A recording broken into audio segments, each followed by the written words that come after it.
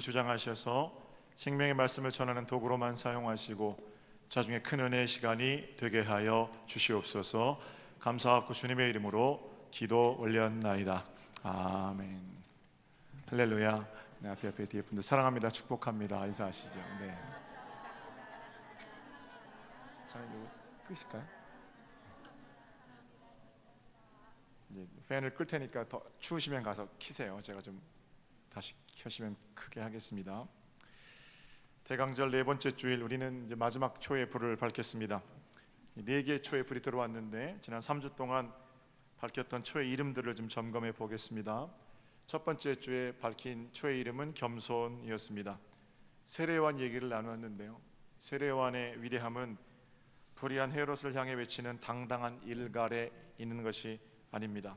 충분히 모든 것을 누릴 수 있는 자가 그 기득권을 내려놓고 겸손히 주님의 길을 준비하는 위대한 겸손, 바로 이것이 세례요한이 생각하며 붙인 첫 번째 초의 이름이었습니다. 두 번째 초의 이름은 의와 경건이었습니다. 제사장 시몬이 얘기를 했지요. 그는 의롭고 경건한 사람이라 이스라엘의 위로를 기다리는 자라 성령이 그 위에 계시더라. 2주 전인데 아마 기억이 나실지 모르겠어요. 하나님과의 바른 관계, 그게 의로운 거고요. 하나님과의 바른 관계가 경건한 건 물론이고요. 우리는 하나님과의 바른 관계 속에서 온 이스라엘의 위로, 즉 이 나라 대한민국의 위로를 기다리는 자들입니다. 성령님께서 우리의 길을 밝혀주십니다. 지난주에 붙인 세 번째 초의 이름은 소망, 희망이었습니다. 멀리서 별을 보고 찾아온 동방 박사들의 이야기를 통해서 새로운 세상이 예수 그리스도를 통해 가능하다는 것을 생각해 보았습니다. 우리를 뒤덮고 있는 각종 절망에서 소망이신 예수님을 보는 것, 바로 그것이 믿음입니다. 그리고 오늘 네 번째 초를 밝혔는데요, 이 네 번째 초의 이름을 저는 순종이라고 한번 붙여보려고 그럽니다. 순종은 믿음이라고 바꿔 써도 다 뜻이 통할 만큼 믿음과 순종은 굉장히 긴밀한 연결관계에 있습니다. 네 개의 초를 밝혔다는 것은 네 개의 초가 밝아진 만큼 우리 인생도 밝아졌다는 겁니다. 예수 그리스도를 모시고 사는 인생은 어둠 가운데 거할 수 없습니다. 때로는 없던 재물이 생기기도 하고요, 병들었던 몸이 건강해지기도 하고 여러 가지 상황을 통해서 높은 자리에 올라가기도 합니다. 그러나 더 귀한 것은 없던 것들이 생기는 것보다 예수 그리스도 생명의 빛이 밝아질 때 원래 있던 것들이 비로소 보이기 시작한다는 사실입니다. 빛으로 오신 주님 때문에 내 주변에 있었지만 어두워서 보이지 않던 것들이 눈에 들어오기 시작합니다. 그분이 내 인생 가운데 오시기 전에는 죽지 못해 사는 인생이었는데 그분이 내 인생에 오신 다음에는 고난의 현장이 훈련의 현장이 되는 겁니다. 비로소 나의 현재가 그분 때문에 의미 있는 현재가 되는 겁니다.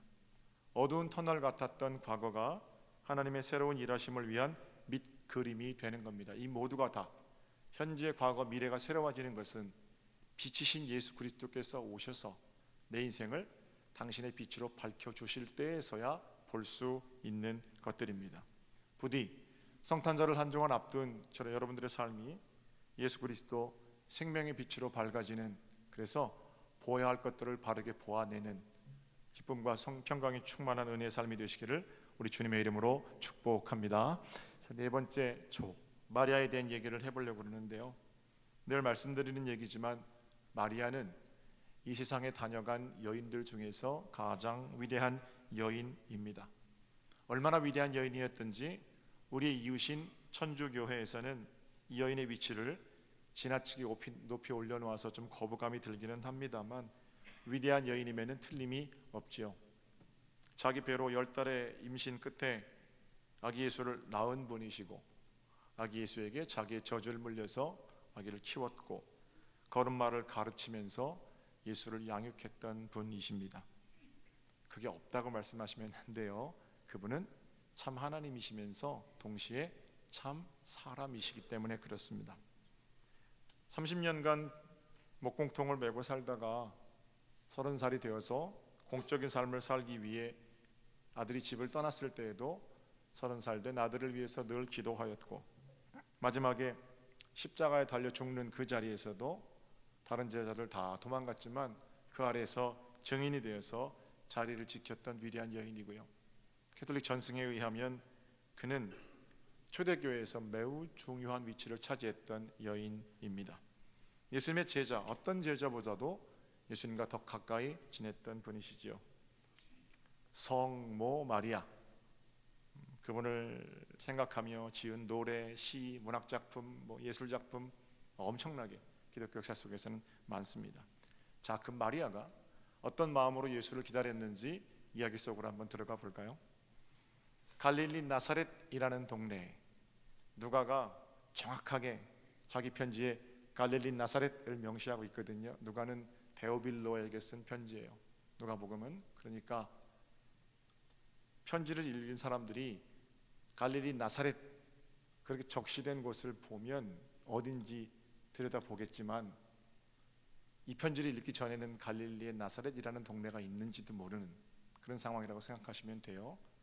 갈릴리 나사렛을 적시하고 있는 것은 그렇게 이름 없는 동네에서 예수님을 품는 비천한 여인이었던 마리아를 통해서 예수 그리스도께서 오셨다는 것을 강조하려고 누가는 거기 갈릴리 나사렛이라고 명시하고 있는 겁니다. 자, 누가가 얘기하지 않았다면 이름도 들어보지 못했을 갈릴리 나사렛이라는 마을에 한 여인이 살고 있었습니다. 이웃집에 사는 총각 요셉하고 결혼하기로 약속한 처녀였습니다. 아직 혼인을 한 건 아닙니다. 그런 그녀에게 어느 날 느닷없이 천사가 나타나서 이렇게 전합니다. 30절과 31절을 볼게요. 천사가 이르되 마리아여 무서워하지 말라. 네가 하나님께 은혜를 입었느니라. 보라, 네가 잉태하여 아들을 낳으리니 그 이름을 예수라 하라. 여러분, 아이를 기다리는 여인에게 아이가 임신되었다는 얘기는 기쁜 소식이죠. 그러나 이건 결혼한 유부녀들에게 기쁜 소식입니다. 결혼하지 않은 처녀에게는 전혀 다른 얘기가 됩니다. 아직 남편이 없는데 아이를 가졌다는 것은 기쁜 소식이라기보다는 두려운 소식입니다. 게다가 신명기 율법에 의하면 간음을 아주 무서운 형벌로 다스리고 있었음을 생각해 보면 아이를 가졌다는 소식은 한꺼번에 모든 것을 잃을 수도 있는 그런 무서운 소식이었습니다. 어떤 분은 마리아가 태몽을 꾸었다라고 얘기하기도 합니다. 일리는 있습니다만 저는 결혼도 하지 않은 여인이 자신이 낳을 아이에 대해서 태몽을 꾼다는 얘기는 들어보지 못했습니다. 여하튼 마리아에게 꿈에 나타난 천사의 말, 그 말대로 그날부터 마리아의 배가 불러오기 시작합니다. 다른 남자는 물론이거니와 혼인을 하기로 했던 요셉과도 잠자리를 가진 것이 아닙니다. 그럼에도 불구하고 아이를 가질 것이라는 천사의 생생한 예언에 대해서 마리아는 이렇게 반문합니다. 34절을 보세요. 마리아가 천사에게 말하되 나는 남자를 알지 못하니 어찌 이 일이 있으리까. 사생활이 난잡하지 않았던 조신했던 마리아가 물을 수 있는 지극히 당연한 물음입니다. 물론 32절, 33절 절과 절 사이를 찾아보면 우리가 이 본문을 이렇게 읽을 수 있습니다. 가브리엘 천사님, 좋습니다. 당신의 말대로 아이가 생긴다고 합시다. 또 당신의 말대로 이 아이가 보통 똑똑한 아이가 아니어서 야곱의 집에 왕노릇 할 거고 다윗의 왕위를 이어받을 거고 민족을 새롭게 할 그런 생명이 제 뱃속에 있다고 칩시다.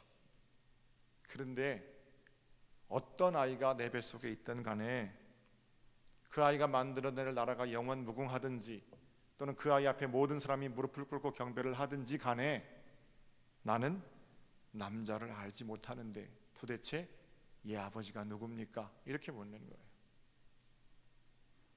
마리아에게는 정말 그게 중요하거든요. 그렇죠?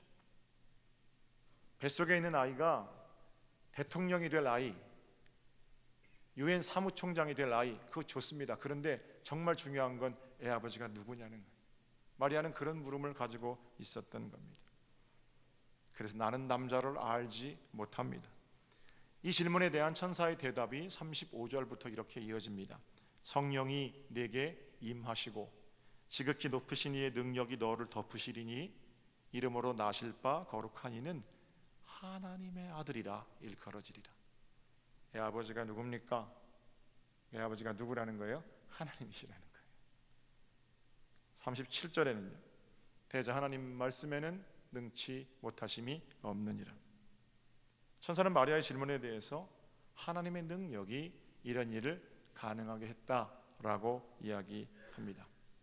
그런데 이런 황당한 얘기에 대해서, 아니 내 뱃속의 생명이 애 아버지가 하나님이라니요, 이렇게 마리아가 묻지 않고 37절과 38절 사이에 무슨 일이 있었는지는 모르지만 38절에 마리아가 이렇게 대답합니다. 마리아가 이르되 주의 여종이오니 말씀대로 내게 이루어지이다 하매 천사가 떠나가니라. 다 같이 한번 38절 한 목소리로 해볼까요? 마리아가 갑니다. 시작. 마리아가 이르되 주의 여종이오니 말씀대로 내게 이루어지다 하매 천사가 떠나가니라. 할렐루야. 위대한 고백입니다. 주의 여종이오니 내게 말씀대로 이루어지이다. 신명기에 의하면 부정한 여인은 돌로 맞아 죽임을 당할지도 모르는 상황인데, 내가 어떤 외간 남자와 정을 통해서가 아니라 하나님의 아이를 가졌습니다. 누가 믿어주겠습니까? 나도 못 믿겠는데. 그럼에도 불구하고 주의 여종이오니 말씀대로 이루어지이다. 도대체 무엇이 마리아와 여러분 이런 고백을 하게 했을까요? 마리아가 본래 위대한 여인이라서, 원래 믿음이 참 좋은 사람이라서 덜커덕 그 말을 믿고 애 아버지가 하나님이시군요, 이렇게 고백했을까요? 여러분이라면 이렇게 고백할 수 있으십니까? 왜 마리아가 이런 위대한 고백을 했는가? 하나님의 은혜 때문입니다. 앞에 9절 본문 28절을 좀 볼게요. 천사가 나타나서 그에게 들어가 이르되 은혜를 받은 자여 평안할지어다. 주께서 너와 함께 하시도다. 30절 천사가 나타나서 마리아에게 그 수태고지를 하기 전에 마리아를 부를 때 호칭입니다. 30절을 함께 한번 볼까요? 천사가 이르되 시작. 천사가 이르되 마리아여 무서워하지 말라. 네가 하나님께 은혜를 입었느니라. 마리아는 하나님의 은혜를 입은 자였습니다. 마리아의 위대함 또는 마리아가 준비하고 있던 순종에 대한 어떤 확신, 이런 것들이 마리아를 하여금 주님 말씀대로 이루어지겠습니다 이렇게 고백하게 한 게 아니고, 마리아는 먼저 하나님의 은혜를 받은 자였기 때문에 주의 종이오니 이루어지리라 고백할 수 있었던 겁니다. 사랑하는 성도 여러분, 우리의 믿음 참 중요합니다만 우리의 믿음이 먼저가 아닙니다. 하나님의 은혜가 먼저입니다. 믿음이 언제 생기는 거예요? 내가 하나님의 은혜를 입은 자로구나, 하나님의 은혜에 대해서 감사하고 감격할 때에서야 비로소 우리는 하나님의 은혜에 대한 믿음이 생깁니다. 믿음도 은혜입니다. 우리 하나님 전능하신 분이시거든요. 마음대로 내 마음 열고 들어오셔서 당신의 능력으로 이리저리 나를 휘두를 수 있는 분이십니다. 그러나 우리 주님 그렇게 안 하시죠. 하나님의 은혜를 깨닫게 되면, 하나님 나를 얼마나 사랑하시는지를 알면 내가 비로소 하나님을 사랑하게 되고, 하나님의 은혜가 감격으로 고백될 때에서야 우리가 당신을 믿습니다라고 고백하게 된다라는 거예요. 우리가 믿음을 가지고 하나님 앞에 나가면 그제서야 늦장 부리며 은혜로 응답하시는 분이 아니라 우리를 믿어지게 하시는 것도 하나님의 은혜고, 내가 주님을 믿습니다 고백하게 하시는 것도 하나님의 은혜고, 모든 것이 은혜고, 마리아가 이런 위대한 고백을 할 수 있었던 것도 역시 하나님의 은혜가 마리아에게 임했기 때문이라는 거예요. 요한계시록에 라오디게아 교회가 나옵니다. 제자훈련 얼마 전에 하신 분들은 잘 기억하실 텐데, 라오디게아 교회는 두 가지 문제가 있었습니다. 첫 번째 문제는 차지도 않고 덥지도 않고 미지근하다라는 거였습니다. 두 번째 문제는 돈이 많아서 교만한 교회였습니다.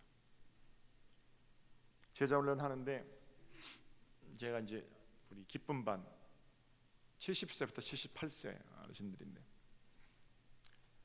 라오디게아 교회가 차지도 않고 덥지도 않은 이런 교회입니다 얘기를 나누는데 저한테 그러세요.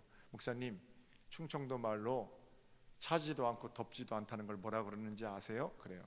제가 저 충청도 태어났는데 잘 모르겠습니다. 그러니까 이렇게 말씀하시더라고요. 여러분 들어보셨을 거예요. 차지도 않고 덥지도 않다는 게 충청도 말로요, 개갈 안 난다는 거래요. 너무 그 말이 재밌는 거예요. 저 들어보긴 한 것 같아요. 그러니까 뭘 하는 것 같지도 않고 안 하는 것 같지도 않을 때 아야 개갈 안 난다 그런데요. 라오디게아 교회는요, 개갈 안 나는 교회예요. 두 번째는 상업의 요지였어요. 교통, 돈도 많은 게 무역의 중심지. 그러니까 돈이 많으니까 하나님 아니고 다른 거 의지에 살기 좋은 도시라는 거예요. 하나님이 있으면 좀 좋지만 그저 예쁜 가방 들고 예배당 오가면서 좋은 사람들을 만나고 예쁘게 종교활동하는 이 정도 하면 좋고, 안 해도 내가 돈 의지하고 살면 되는데요. 뭐 너무 많은 돈이 하나님을 사모하지 않는 마음하고 연결되는 거예요. 이게 라오디게아 교회의 문제예요. 교만을 처방할 수 있는 방법은 회개의 눈물이고요, 미지근함을 일소할 수 있는 길은 열심입니다. 회개와 열심, 그게 이제 방법이거든요. 그런데 그러면 라오디게아 교회가 이렇게 뜨뜨미지근하고 교만한데 여러분이 하나님이시라면 어떻게 하겠어요? 문을 열고 들어가서 그들의 교만을 꺾든지 아니면 열심 가운데로 끌고 나오든지, 이게 전능하신 하나님, 능력의 하나님께서 하시는 방법 아니시겠어요? 내가 사랑하는데 뭘 하는 것 같지도 않고 안 하는 것 같지도 않으면 상황을 바꿔서 좀 하게 만들어 주든지, 교만해서 자기가 다 하는 것 같으면 그냥 탁 쳐서 꺾어버리든지, 이게 우리 식으로 생각하는 하나님의 방법인데, 하나님 요한계시록 3장 20절에 라오디게아 교회를 향해서 뭐라고 그러시냐면, 볼지어다 내가 문 밖에 서서 두드리노니 누구든지 내 음성을 듣고 문을 열면 내가 그에게로 들어가 그와 더불어 먹고 그는 나로 더불어 먹으리라. 우리 하나님께서 당장이라도 문을 열고 들어가서 목을 꺾어놓고 싶은데 그거 안 하시겠다는 거잖아요. 당장이라도 들어가서 그들의 미지근함을 한 번에 일소해버리고 싶은데 우리 하나님 그렇게 안 하시겠다는 거잖아요. 밖에서 두드리시는 거예요. 이제나 저제나 내가 믿음의 손잡이를 잡고 문을 열어주시기를 기다리시는 거예요. 이 하나님의 은혜죠. 우리가 다 본질상 죄의 자녀입니다. 죄로 인해 벌써 죽었어야 할 인생이라는 겁니다. 그럼에도 불구하고 아들을 사랑하셔서 이 땅에 보내시고 내 삶에 강제로 들어오셔서 마구 짓밟고 다니지 않으시고 여전히 마음을 열어서 예수 그리스도를 영접하기를 바라는, 집 나간 둘째 아들이라면 오늘 저녁도 문을 못 닫으시고 돌아오시기를 원하는 아버지의 마음, 그 아버지의 마음 조금이라도 깨달을 때 그 은혜 때문에 뭐가 생기는 거라는 거예요? 믿음이 생기는 거예요. 은혜를 모르면 믿음이란 게 있을 수가 없어요. 내 의지만큼 믿고 내 경험만큼 믿고 내 지식만큼 믿고 그게 무슨 믿음이에요? 손톱 밑에 가시 하나만 박혀도 그 믿음은 그냥 없어지는 거거든요. 그럼에도 불구하고 우리가 지속적으로 믿음을 가질 수 있는 것은 하나님께서 먼저 내게 베풀어 주신 은혜 때문에 그렇다는 거예요. 죽을 수밖에 없는데 벌써 죽었어야 할 인생인데 십자가 살려주신 게 진짜 감격이 되고, 그래서 내 하는 일마다 믿음 뒤에 따라 나오는 공로가 아니라 하나님의 은혜에 대한 응답으로서의 믿음, 바로 이 믿음이 세상을 바꾸는 믿음이거든요. 마리아가 주님 당신의 여종입니다, 지금 목숨 걸고 얘기하는 거예요. 당신의 여종입니다, 당신 말씀대로 내 인생 가운데 이루어지기를 원합니다. 남자를 알지 못하는 내가 아이를 가졌지만 이 아이를 통해서 당신의 일을 이루소서. 이렇게 자신의 삶 전체를 내어 맡길 수 있는 큰 믿음을 가질 수 있었던 것은 마리아에게 먼저 임하신 하나님의 은혜 때문이라는 겁니다. 사랑하는 성도 여러분, 여러분 믿음은 어떤 믿음이세요?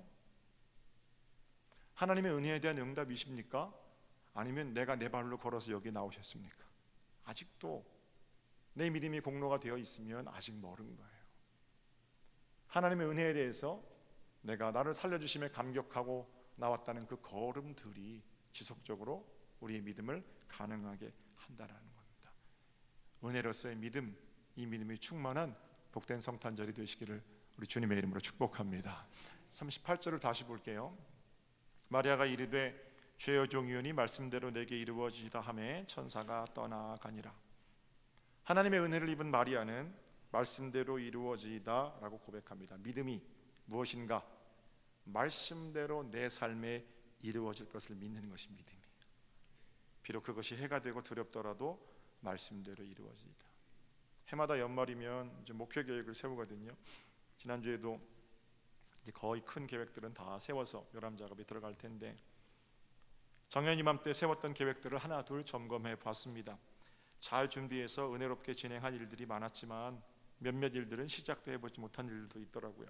내년에도 참 많은 계획들을 세워놨습니다. 하루도 쉬는 날 없이 빽빽하게 채워서, 특별히 올해는 상임위원들을 구성해서 교회 여러 일들 가운데 권사님, 집사님들이 적극적으로 참여하시도록 그렇게 독려할 생각입니다. 장밋빛 기대를 가지고 있고 생각만 해도 가슴이 참 벅찹니다. 그런데 그렇게 몇 날 며칠을 잘 세워서 계획표를 짜놓고 하나님 이렇게 엎드리면요, 하나님께서 뭐라고 그러시냐면, 명준아 그거 좀 치워라 그러세요. 준비하고 계획하는 게 필요 없다는 게 아니고, 내가 아무리 계획을 잘 세워도 주인공은 하나님이세요. 주의 종이오니 말씀대로 이루어지이다. 이 고백이 들려지는 건 뭐냐면, 내가 아니고요, 당신이 주인이십니다. 그럼 종은 종의 뜻대로 이루어지기를 원합니다. 이름은 버릇없는 종이잖아요. 저는 종입니다. 당신의 뜻, 당신의 말씀대로 이루어지기를 원합니다. 이게 믿음이거든요. 올해 겪었던 어려움을 저는 상상도 못했습니다. 국가적으로는 대통령이 탄핵을 당하고 헌법재판소 재판을 기다리고 있고, 청문회를 통해서 뻔뻔한 사람들의 얼굴을 매일 보게 되고, 교회는 교회대로 힘들고 어려운 시기를 보냈고, 여러분 가정은 어떻습니까? 올 한 해 평안하셨습니까? 눈을 들어 하나님을 보시면 하나님은 그런 어려움 속에서 여러분들을 어떻게 인도해 오셨습니까? 하나님의 일이 여러분의 문제와 어떤 관계를 가지고 있습니까? 하나님의 일이 그 문제 때문에 위축되었습니까? 아니죠. 내가 없으면 하나님 일 못하실 것 같은데 그렇게 하셨냐고요? 아니에요. 하나님의 계획은 오차 없이 지금도 진행되어 가고 있습니다. 주인은 내가 아닌 거죠. 하나님인 거죠. 사도행전에 수많은 믿음의 사람들이 언제 사라졌는지도 모르게 사도행전 어느 어간쯤에서 당장 사라지거든요. 베드로도 바울도. 왜 그런 겁니까? 만약에 그게 바울 행전이나 베드로 행전이었다면 그 사람들의 역사가 낱낱이 기록되었어야 함에도 불구하고 그들은 이름도 없이 사라졌지만, 하나님은 시대마다 하나님과 교회를 들어 사용하시고, 그러니까 그 사도행전을 성령행전이라고 그러는 거죠. 주인공이 누군데요? 하나님이시죠. 믿음을 가진 사람들은 내 뜻대로 이루어지기를 원합니다 에서 하나님의 말씀대로 이루어지기를 원합니다 라는 고백으로 끊임없이 기도를 전환하며 살아갑니다. 새벽에 묵상하는 말씀이 있는데, 이사야 26장 3절을 볼까요? 주께서 심지가 견고한 자를 평강하고 평강하도록 지키시리니 이는 그가 주를 신뢰함이니이다. 여기서 심지가 견고하다는 것은요, 40일 100일 철야 고집 부린다는 얘기가 아니에요. 하나님 말씀, 하나님 약속, 그걸 붙드는 심지가 견고하다라는 겁니다. 오히려 우리의 그 고집스러운 고집이 내려놓아질 때 하나님 말씀이 비로소 들립니다. 그건 만고불변의 법칙이에요. 믿음이란 하나님 말씀에 대한 신뢰가 믿음입니다. 제가 한 20년 전에 98년도 목회 시작했는데, 그때 서리전도사, 그때는 여주에 구로중앙교회에서 세운 기도원이 있었어요. 지금은 다 팔렸습니다만, 그 여주 구로중앙 기도원, 배단위 교회로 바뀌었죠. 그 교회 그 수도원에서 준회원 교육이 있었습니다. 35명이 98년도 서리전도사였는데, 그 당시에 특강을 해주신 분이 35명을 앞에 놓고 돌아가신 백문현 감독님이시고, 98년도에 그 일을 하시고 99년도에 저 결혼할 때 주례해 주셨던 분이세요. 지금은 돌아가셨어요. 교인들이 두 부류가 있다고 말씀하시는 거예요. 백 감독님이 서리전도사, 20대 중반 목회 처음 시작하는 아주 파릇파릇한 전사들 앞에 놓고, 목회할 때 너희들 교인들 두 부류가 있다 기억해, 그러고 하신 말씀이에요. 첫 번째 부류는 말씀을 들으려고 교회 오는 사람들이 있다. 그러시더라고요. 말씀을 듣고 거기 붙들려서 거기 자신의 모든 것을 걸고 전심으로 메어 달리는 사람들이에요. 완벽하게 말씀을 실천하며 살지는 못할지라도 어떻게든 그 말씀 지켜보려고 낮아지고 넘어지지 않는다는 게 아니에요. 넘어진 자리에서 다시 말씀 붙들고 일어서고 말씀이 들어가는 교인이 있다라는 거예요. 반면에 두 번째 부류의 교인들도 있는데 듣기는 듣는데 말씀이 뭐라든지 상관없이 위로와 안정을 얻기 위해서 예배당에 나오는 사람들이 있을 거다. 있다 그렇게 말씀하세요. 그리고는 본인이 30년 40년 목회하는데 한국 교회가 1970년대부터 90년까지 엄청난 부흥을 이루게 된 것은 말씀대로 살아보려고 몸부림치는 사람들이 많았기 때문에 나는 참 행복한 목회를 했다. 20년 전 얘기입니다. 그런데 앞으로 너희들이 목회할 시대에는 제가 그때 26살 때예요. 27살 너희들이 목회할 그 시대에는 위로와 평강만을 얻으려는 사람들이 많아서 목회하기 참 힘들 거다. 이렇게 유언처럼 말씀하셨어요. 두 번의 말씀대로 오늘날 한국 교회에는 두 번째 부류의 교인들이 너무 많습니다. 이런 분들이 가장 듣기 싫어하는 설교는 지금의 삶을 좀 바꾸라는 설교입니다. 목사가 왜 지금의 삶을 자꾸 바꾸라고 그러느냐 이렇게 말해요. 왜 그렇습니까? 믿음이 없어서 그래요. 정직한 설교보다는 위로하는 설교를 좋아하고 순종하기 싫고 그러니까 자기는 바꾸기 싫으니까 목사 보고 바꾸라는 거잖아요. 명심하십시오. 그런 설교는 절대로 귀는 즐겁게 할지는 모르지만 영혼을 책임질 수는 없습니다. 자, 사랑하는 성도 여러분, 네 번째 초를 밝겠습니다. 말씀대로 내게 이루어지이다. 쉬운 고백이 아닙니다. 순종할 수 있는 사람, 믿음이 있는 사람들만 할 수 있는 고백이죠. 네 번째 초의 이름은 말씀에 대한 믿음과 순종입니다. 목숨을 건 순종, 바로 그 길을 통해 역사상 가장 위대한 여인인 마리아의 영적인 첫 번째 걸음이 시작되었습니다. 마음의 문, 그 손잡이는 여러분 안쪽에 있습니다. 그리고 그 손잡이의 이름을 순종, 믿음이라고 그러는 겁니다. 밖에서 끊임없이 우리 인생을 두드리시는 하나님, 그 하나님을 은혜로 감격으로 만날 수 있을 때 비로소 우리는 손을 들어 믿음의 손잡이를 잡을 수 있는 겁니다. 누가 여는 거예요? 내가 여는 겁니다. 하나님 우리를 강제하지 않으십니다.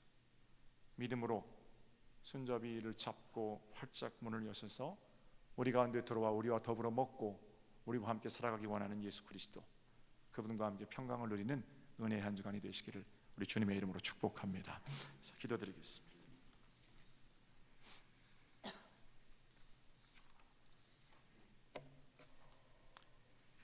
주의 여정이오니 말씀대로 이루어지이다. 이 위대한 고백이 우리 모두의 고백이 되게 하여 주시옵소서. 믿음과 순종의 초 밝히고 다시금 나라와 교회를 새롭게 하실 하나님을 기대합니다. 성탄을 기다리는 가슴마다 평화로 임하여 주시옵소서. 거룩하고 존귀하신 예수님의 이름으로 기도 올렸나이다.